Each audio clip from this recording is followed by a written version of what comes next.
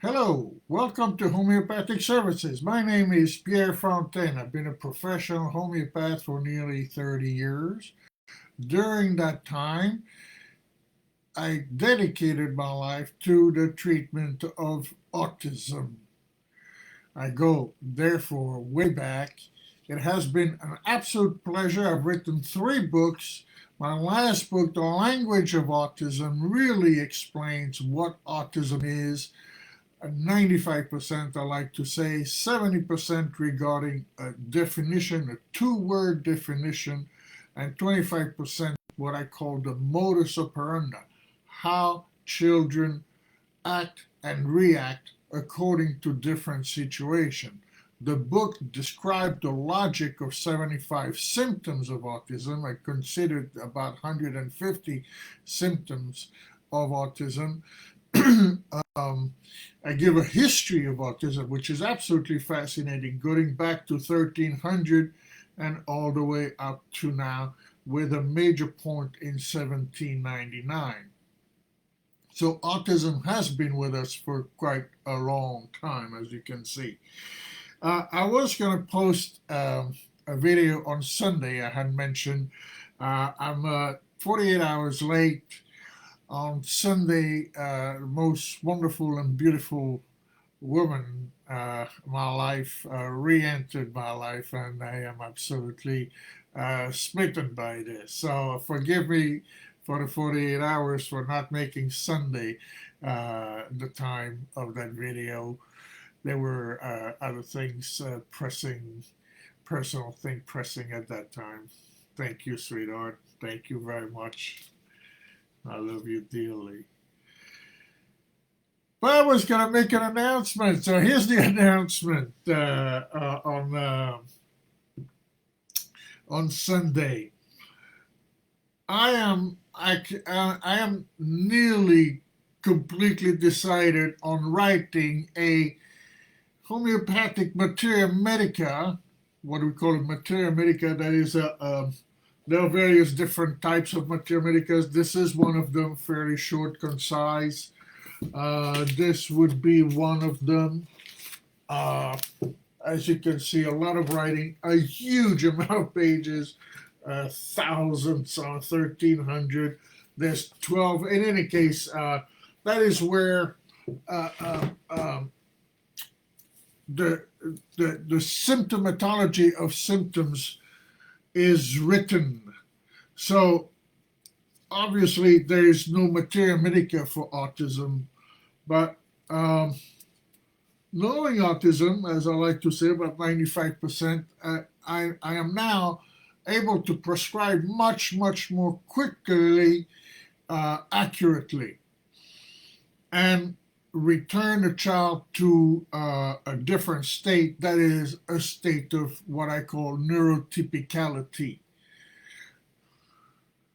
So I will write, I think, it's a very tall order, and please don't hold your breath because it's going to take a long time.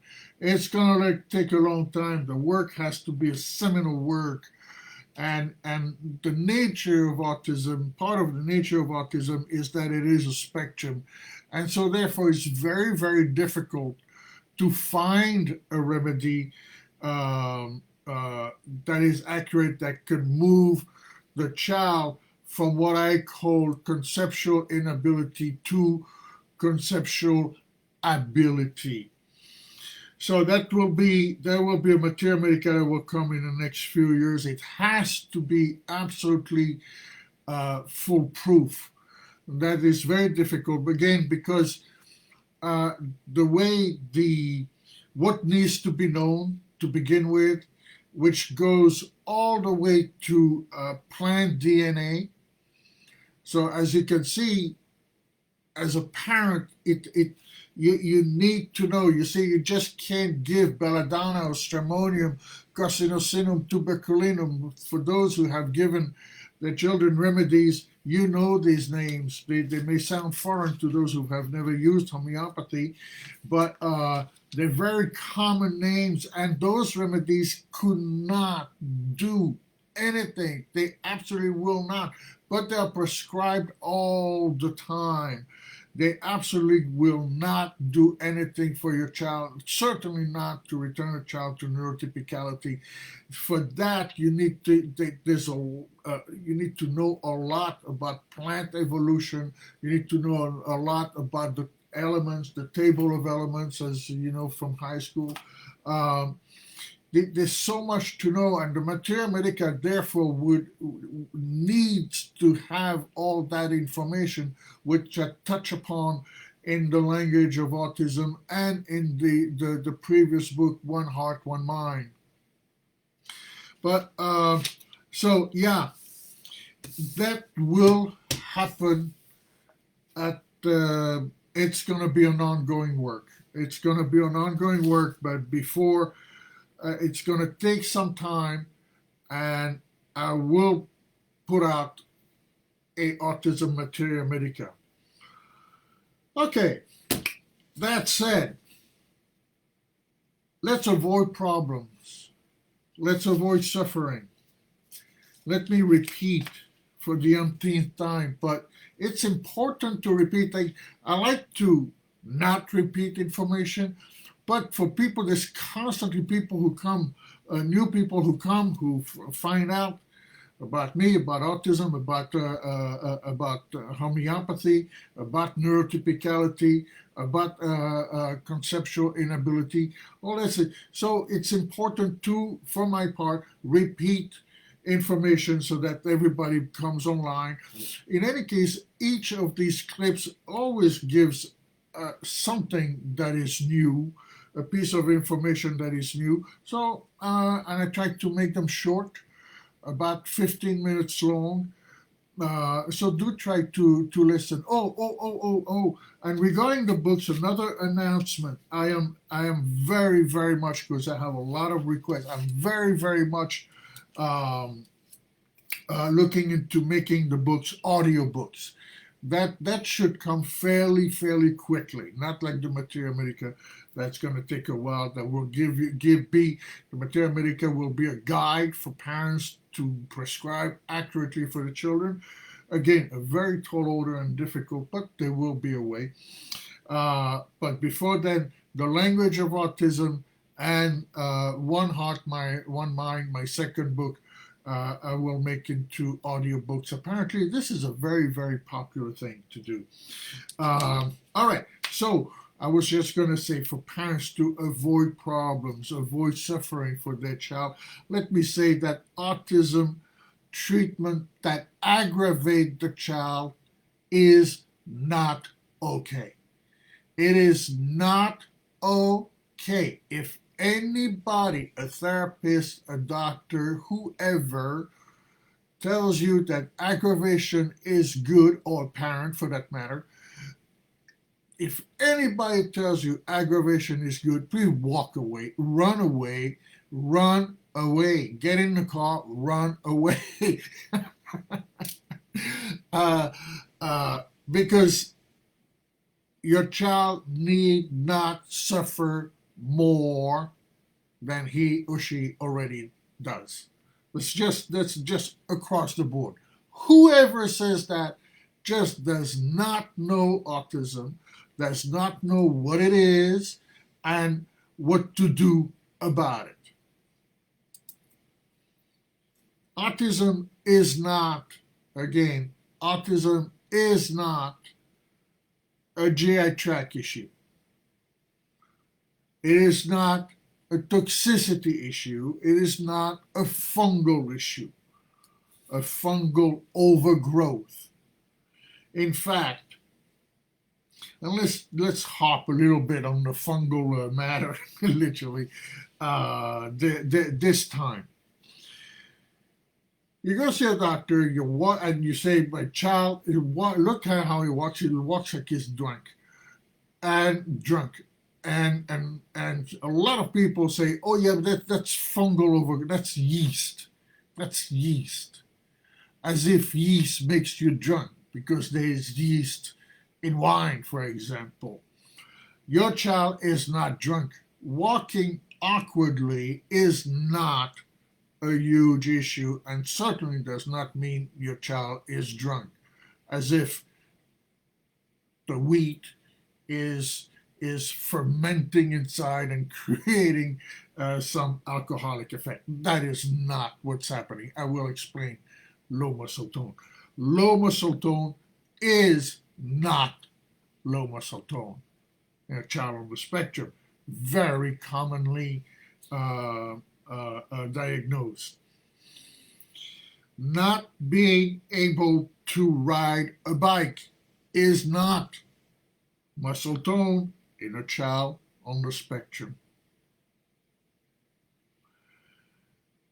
What it is still conceptual inability. Your child does not have the concept of pressing one foot on the pedal. It doesn't understand the concept. This. You press the pedal and you move forward. Your child doesn't care. Your child doesn't care. If a child cannot do that, it's just he's not getting the point that it is fun. It can be fun. That is conceptual inability. Just like being able to eating only one food is conceptual inability. See, with conceptual inability, you can understand about 70% of what autism is. There is no going around this. That is, for the first time, there's no definition. This is the definition. This is the definition that will end up being in the books regarding autism. You see, so your child is not drunk, but your child has a problem with his body because in some sense, especially a child who doesn't know the pronouns, so it says, how are you? And the child says, how are you? You see, the child doesn't understand that he even has, or her, she has a body. So they are awkward in the body when moving. They're not drunk, they're just awkward. They don't have the concept that they are in a body. You see? They're not drunk. This is the most ridiculous thing.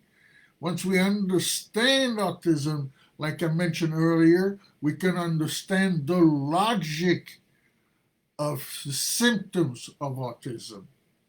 So you treat for yeast with antifungal medication where the fungal matter only adapts to the medication and becomes even stronger and stronger and stronger, and then it becomes a larger problem, you see. Once we understand autism, we can really do something, such as give a more accurate homeopathic remedy. See, the idea that your child is drunk and comparing fermentation with yeast as if it's bread and alcohol is really an elementary thinking. It's elementary. It's first grade. It is not valid, you see. That's what I mean by that. It is elementary. It may sound good. A lot of answers sound good, but they're not true. These are two different things. True answers and nonsense. Something that sounds good. There's plenty of that. That's what I call go-away answers in the language of autism. They sound good. They sound, we can relate to walking around as if drunk, because from time to time we have been. And so we can relate, but that is not true for a child on the spectrum, just like it is not toxicity. See, these perpetuate ideas that perpetuate suffering. This is what the problem is, you see, to a large extent. Oh, okay. But no, because it perpetuates suffering in children on the spectrum rather than returning them to a state of health. To what we really need to do with autism is not just a state of health, is neurotypicality. In other words, reversing conceptual inability into conceptual ability. Conceptual ability. That's that is healed autism, no longer on the spectrum. The child doesn't have the concept of speech, doesn't have the concept of speech. Therefore, as a baby, ma, ma, ma, ma, ma, ma, ma, and ma doesn't become mama, it's just ma. It stays there, you see. It doesn't, the dots don't connect that mama eventually is the person who's looking at you and the baby is on the floor playing with the thing. It doesn't connect that mama, when if I say mama comes over and because I need something, it doesn't connect, you see. That's why the handwriting is the way it is. I've done videos, I'm not going to talk about handwriting today, because the handwriting tells nearly everything of where the child is on the spectrum. Although I was challenged yesterday with a case where, yeah, we'll talk about that because there's a little bit of mystery. But I will definitely get back to you with that case. So those who perpetuate these elementary, simple ideas perpetuate suffering. This is just not good. It is just like pica, you see. It's just like pica. Pica. Some people, the child eats dirt. You know, that's what pica is. The child eats undigestible. Chews on plastic, chews, and picks up dirt. Some people will give the elementary idea, thought, erroneous idea that we instinctively the child needs minerals. No, that's not what it is at all. That is not what it is. You see how we can have these first degree answers that sort of makes sense. You know, we want to be able to hang on to something that is real. No, the child just doesn't know that it's not food. The child doesn't need the minerals from the soil. The child's not a plant, you know. That is so. These ideas, these erroneous, misguided thoughts, so-called reason for this symptom or that symptom, it's just not. It's not real. It's not true. You see, what needs to happen? A child on the spectrum and all children on the spectrum can reverse to conceptual ability if the job is done properly with good homeopathic, perfect homeopathic remedies. We need more than one, but one at a time. I actually received a case last week. I mean, the child was given like 5 remedies in a day. That is a very, very big problem, you see. Why? Simply because autism can come as an avalanche of symptoms, about 150. Completely, we could say, you know, unexplainable. I mean, how can you explain a child who poops in a closet, you know? A child who's afraid of the flushing, a child who eats only one food, chicken nuggets, that's it, from one brand, which is totally easily understandable once we understand the breadth of conceptual inability. Then the child doesn't have concept of eating. One food, if you don't have concept of eating, one food is good enough. You don't need any more, you see. It's even concept of pain. No concept of pain. It's not that they don't feel pain. They have no concept of pain. They fall, they scratch their knees as if nothing happened. No concept. Yeah, that's what it is. That is what it is. So concept, in my sense, includes some what we call instinct, you see. There's a little bit, there's something instinctual that is not quite there. Right. Wow. Well, that was, when I get started, It's hard to stop. I want to keep these videos to 15 minutes. I can never do that. I'm reaching 20 minutes. Please look homeopathicservices.com. The books are there. You can order them on Amazon. One Heart, One Mind, or The Language of Autism, which from a parent's point of view, you can really understand what autism is. So the language of autism, homeopathicservices.com, and give me a call, send me an email, and let's do some good. Thank you so very much for listening. I'll see you soon.